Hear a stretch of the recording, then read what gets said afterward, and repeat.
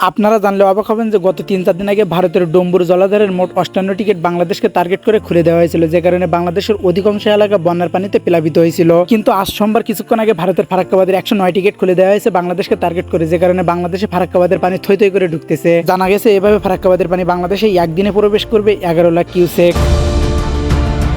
বন্যা পরিস্থিতি দেখা দিয়েছে ভারতের বিহার ও ঝাড়খণ্ডে, যে কারণে ভারতের গণমাধ্যম ফারাক্কাবাদের 109 টিকিট খুলে দিয়েছে, যে কারণে নতুন করে বন্যা পরিস্থিতি সৃষ্টি হচ্ছে পশ্চিমবঙ্গের মুর্শিদাবাদ সহ বাংলাদেশের উত্তর ও উত্তর পূর্ব অঞ্চলে। বর্তমানে ফারাক্কাবাদে বন্যার পানি বিপদসীমার 77.34 মিটার উপর দিয়ে বয়ে যাচ্ছে, যে কারণে ভারতের গণমাধ্যম বাংলাদেশের সতর্কবার্তা জানিয়ে ফারাক্কাবাদের 109 টিকিট খুলে দিয়েছে। আর এতে করে আবারও বাংলাদেশে নতুন করে বন্যা পরিস্থিতি সৃষ্টি হচ্ছে। ভারতের গণমাধ্যম জানিয়েছে ফারাক্কাবাদের পানি গতিসীমা এতটাই বেড়ে গেছে যে ফারাক্কাবাদের 109 টিকিট খুলে না দিলে নতুন কোনো বড় বিপদ আসতে পারে।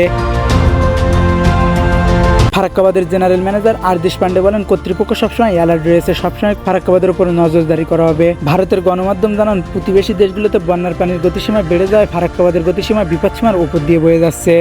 আর বন্যার পানির পরিমাণ এতটাই বেড়ে গেছে যে ফারাক্কাবাদের 109 টিকিট সব খুলে না দিলে ফারাক্কাবাদের উপর বড় কোনো ক্ষতি আসতে পারে বলে গণমাধ্যম জানান।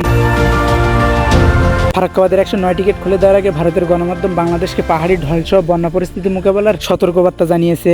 বর্তমানে বাংলাদেশের বন্যা পরিস্থিতি কিছুটা নিয়ন্ত্রণে না আসলেও ফারাক্কাবাদের পানি এভাবে প্রবেশ করতে থাকলে বাংলাদেশের পরিস্থিতি আবারও আগের মতো জায়গায় চলে যাবে। তাই আমাদের সকলকে আগে থেকে প্রস্তুতি নেওয়া উচিত বন্যা পরিস্থিতিতে আটকে যাওয়া সকল মানুষকে সাহায্য করার জন্য। সো গাইস, ভিডিওটি বেশি বেশি করে শেয়ার করে দিন, যাতে সকলেই যেন জানতে পারে বাংলাদেশে আবারও নতুন করে বন্যা পরিস্থিতি সৃষ্টি হতে যাচ্ছে। ঠিক আছে।